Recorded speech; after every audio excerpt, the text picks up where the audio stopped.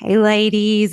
My name is Allison Nooe, and this is episode 1 of the Landing Spot podcast. And I'm so excited to be here. I have with me my client manager, Nikki Osborne, and she is amazing. And I wanted to just give the listeners some information about myself in this first episode. And I thought, you know what? It would probably be a little less awkward if I had somebody lead me into some questions. And just take a viewer standpoint or a listener standpoint and see what you guys want to know. So, Nikki, thank you so much for doing this. Really happy to have you here. Of course. It's an honor to be here on your first one and to Yeah, be with all yeah, the listening ladies. we're excited. Um, yeah. Well, first, the landing spot, great name. Can you explain the name of that? Where did that come from? Why did you choose that one? Yeah, so that's actually a great question. Um, so when I get into my story, I will dive a little bit deeper into this, but I was having a conversation with a friend of mine. She has worked for child services for a long time. And so we were having a deep conversation about people who grow up in environments of addicts. So there are a lot of people who are born into a drug scene and that's all they know. They start using drugs with their parents at a very early age. Their parents have done drugs their entire life. And I know this is kind of off topic from what the show is covering, but if and when that individual as an adult decides that they want to get sober to make something out of their life, very rarely do they have any help. They don't have anywhere to go. They don't have that spot to land safely. And in my story, where I spent a lot of my teenage years and in my 20s heavily involved in drugs and alcohol, when I decided it was time to grow up, I had a safe spot to land. I had the help of my parents. I had resources. I had information. I was able to get education. And I just thought what a blessing that is because I see so many people that don't have that. And another tie to the name, my dad flew small aircraft before his stroke. And that was our favorite thing to do to spend time together was to get up in the air. And he would always practice his landing and make sure that we had a safe landing spot. So it's just kind of neat how that's come full circle. So I just was really attracted to that name or that concept. And when I think about what what kind of place do women have to go to get answers about their bodies? And unfortunately, Western medicine has really failed us in a lot of Mm-hmm.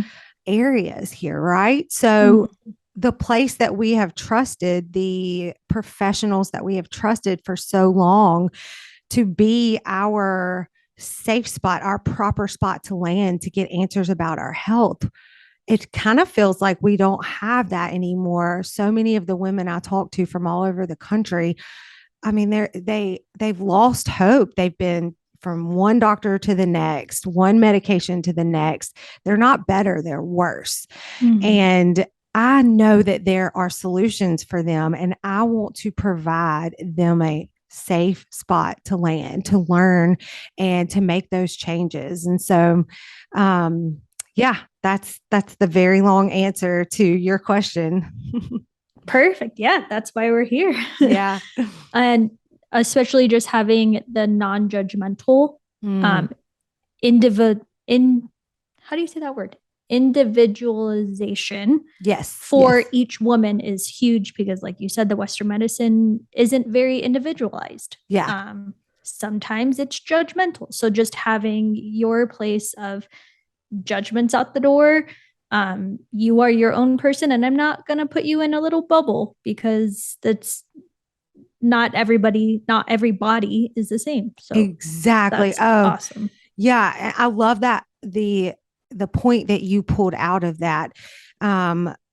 Western medicine very much treats everybody the same. Let's look at Mm-hmm. the number one prescribed drug for women, in America, it's metformin. In clinical trials, it was not tested on women initially, right? And so every woman that comes to their gynecologist or their GP and they're having issues with blood sugar regulation or the infrequent cycles, they're put on metformin. Well, it's messing their stomachs up and not at all fixing the problem.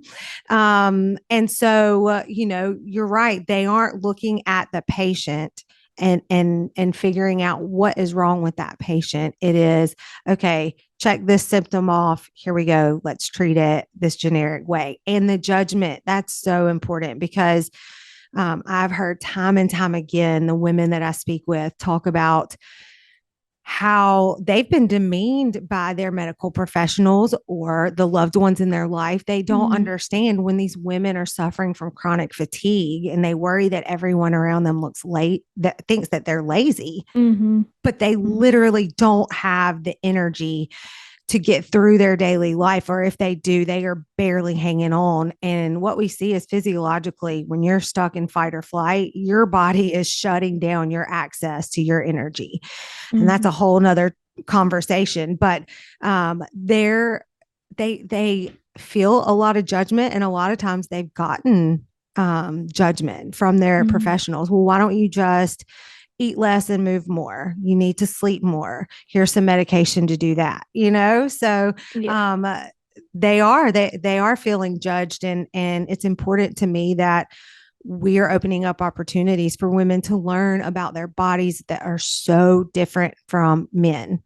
And the way that we work, the way that we work out, the way that we eat, diet, everything, it needs to be different from a man because our biology is so different from a man. And so if a woman can learn about that without that fear of judgment, it really opens up a space for change. So thank you. Yes, that was a brilliant point. Yeah. And just having that, I know that that's part of the one probably main part of why you started doing what you're doing now and helping these women. But was there one specific day that you woke up and I want to have this program. I want to help more women. I want to just be their person. Did that happen or was it kind of like an over the time kind of thing going? I would say both. So when I started to get my life together and become a productive member of society, I just jumped back into school and got really into my personal health because it's something that I had not invested in prior to. So I really enjoyed learning about myself and my health. And then went to school, got all the way through my master's, and right about the time that I finished my master's, I started listening to podcasts. And the first couple that I listened to, Sean Stevenson has a fantastic show. I think it's the #1 health and fitness show in the world. It's the Model Health Show. Max Lugavere, who's fantastic, Dr. Stephanie Estima, and also listening to a lot of talks that Dr. Jason Fung has done on treating diabetics with fasting. So it opened up my eyes to how the body works, how we can pursue true healing through our lifestyle.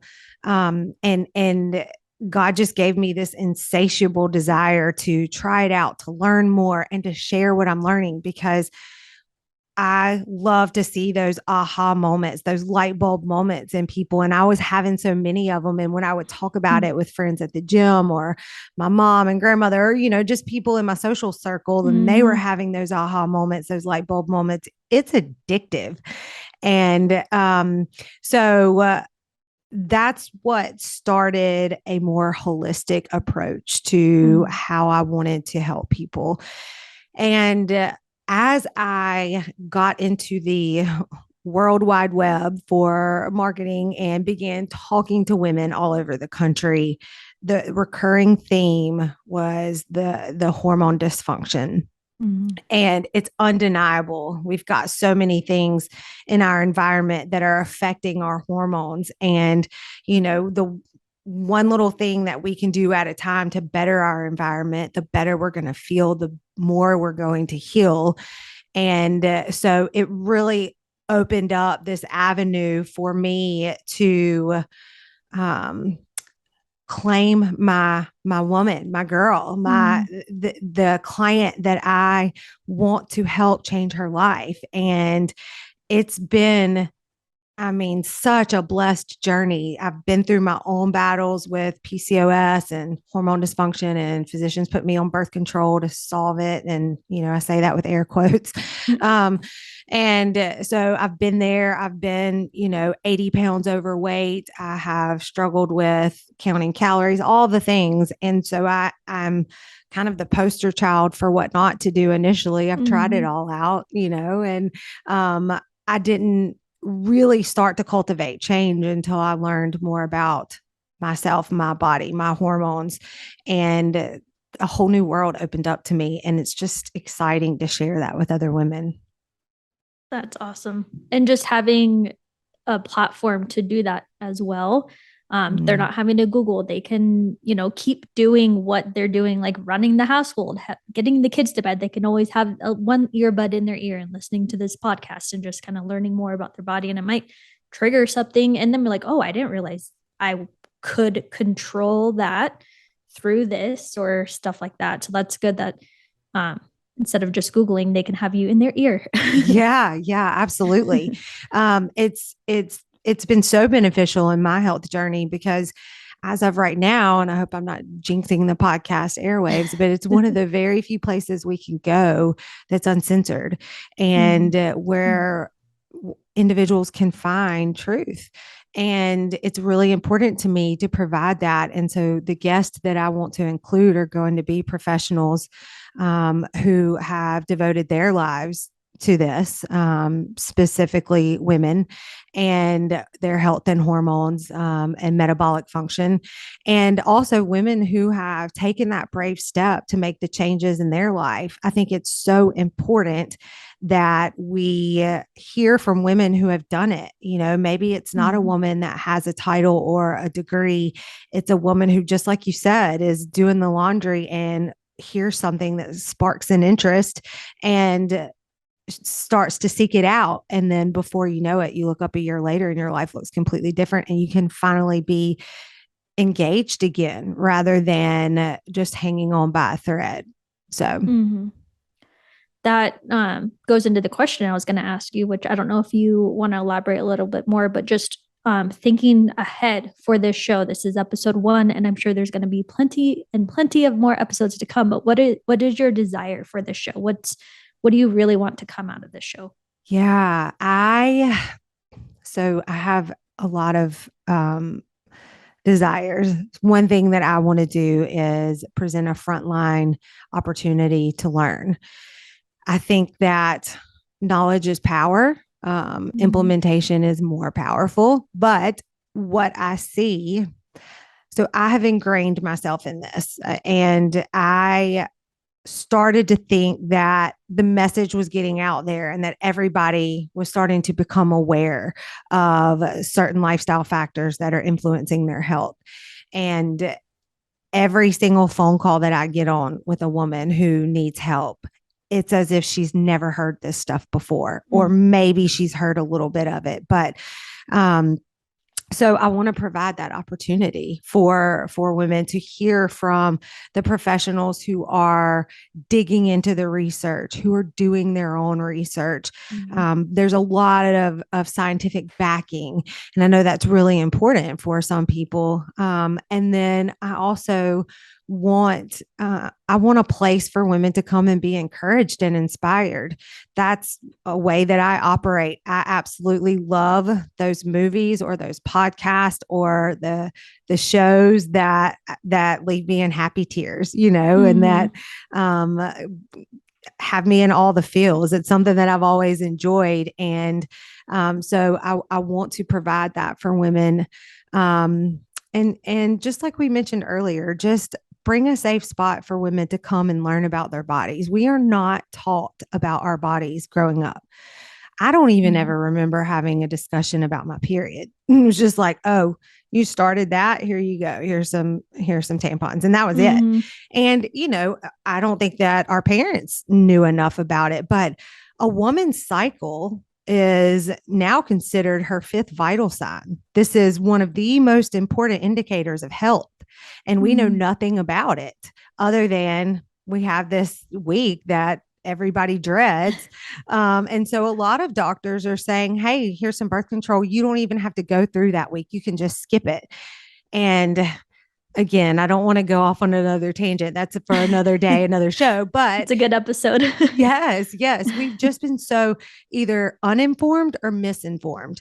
And I need for women to understand their bodies better because it affects every aspect of their life. You can literally, plan your career, your activities, your family activities around your cycle based on your hormonal support. And that may sound really silly without context or more information, but we will definitely do some episodes on that. If you can develop a training system based on your cycle, you're going to excel. There's just no way you're not. So there's just a lot of fun topics that come from that. And I just feel that it's really important that we start having those conversations so that the new group of women that are coming up aren't as lost as we were. So if we can learn and then share that information, it's kind of a responsibility I feel that we as women have because what we're seeing is nobody else is going to do it. So it's up to us. And I think it's an honor. Yeah. But it's up to us and we're in charge and we can take charge back from our bodies when we know how to and the right tools. And like you said, we're not necessarily taught those tools. We're taught to just, deal with it, just go with it. Yeah. But if we could take it back in our control, that's where you can plan vacations while you know your period's going to happen. Yeah. You don't have to plan around it. Yeah. Yeah. And, when we look at nutrition, it's so complex. The fitness world is really catered to a man's biology. It's go hard, work out hard, biggest loser style, move more, eat less. Well, that works for a man who has a brand new hormonal cycle every 24 hours. So men are on a 24-hour hormonal cycle. Women, if we're healthy, we have a 28 to 32 day hormonal cycle, right? So that means we're going days or weeks at a time, really low on all of those go-getter supportive hormones. So there are weeks that our body will not respond well to high intense exercise or will not respond well to going too low carb. Especially when we look at the infertility rates now, if we are not supporting progesterone during weeks 3 and 4 by going too low carb, then we can further the problem. And so, Dr. Stephanie Estima says, women are not little men. We're not just a smaller version of a man. We are very, very different biologically. And that's okay. That's not something to be ashamed of. Men aren't bad because they're biologically wired to burn fat. Are we jealous? Yeah. But they're not bad for it. They have different tasks at hand, and so it's just understanding those differences. And while this show is primarily geared towards women, and we're going to talk about a lot of things like periods and things like that, I think sometimes men can benefit, especially if you're married, from understanding your wife's hormones better. She's not, all the labels that have been attached to women and their hormones. It's just the way that God created us. And once we understand that better and we can live our lives accordingly, everybody's happier. Trust me. Definitely. Definitely. I don't know how much more time you have. Do you have time for another question? Should we go a couple more? I think we can do another question or two. Sure. I'm nosy when it comes to listening to other people's lives and what changes they made. So what do you wish you had known when you first started making your health changes? Like after a while of getting into it, what do you wish you knew beforehand? That's a great question. I do wish I'd understood the importance of ovarian function and the hormonal cycle and all of this. I went from a life of chaos, drugs and Mm-hmm. alcohol I was just a party girl. That's the only life I ever really invested in at that time. And at 28, when God tapped me on the shoulder and said, "Hey, we've got other things to do," I'm so blessed that I was able to drop it like I was. And Mm-hmm. again, that I had that support. But I went into, okay, what am I going to do now? I mean, I don't know. Well, my mom was a great runner, so I'll start running. And I Mm-hmm. got really into running, and I was a decent distance runner. I even got a small scholarship to a small university in Mississippi to run cross country at 30 years old, which was super cool and a really fun opportunity. But what I know now is that, we as women need to be really careful when it comes to um, long endurance cardio and under Mm-hmm. eating and what that does to the hormonal cycle. And now I'm a couple months away from 40. And it's really important to me to have a really healthy, functioning hormonal and metabolic system. And so, some of the ways that I have gone about losing weight in the past or getting quote unquote healthy weren't working to the best of my metabolic function. So, Mm-hmm. uh, I'm not sure if that's a clear answer, but I do wish I'd understood the female body much better and my body specifically. Mm-hmm. But I also think that, the way God has used everything in my life, my trial and error has given me this passion to help women maybe avoid some of that, or at least know that, girl, I've been there and I get Mm-hmm. it. Like, I have been there, done that. And I know what you're feeling right now. And I know also that you can overcome it, because if I can, you can. So Mm-hmm. Definitely. Awesome. Well, I think I know what I'm getting out of at least the first part of your podcast. And yeah. it's exciting just to know just how open it's going to be. Just the questions that a lot of women, they wait until they're in a room with no windows to ask their doctor because Mm, it's not talked about enough. So yeah. it's nice just knowing that you're going a direction in this podcast land of, nothing's really off the table when it comes to your body because we all have bodies.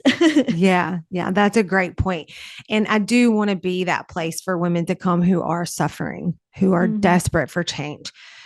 But also, I want to be a place where women who have not experienced the harshness of these malfunctions of their body yet, Mm-hmm. and hopefully put a stop to it. You know, Infertility has increased exponentially in the past 15 to 20 years.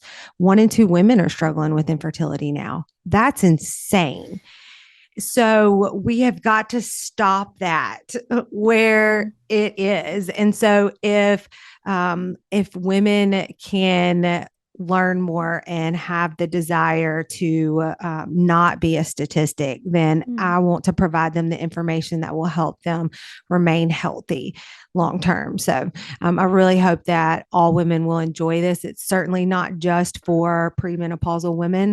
There's Mm-hmm. so much value in learning about how to cater your nutrition and your lifestyle to when you're going through menopause and post menopause.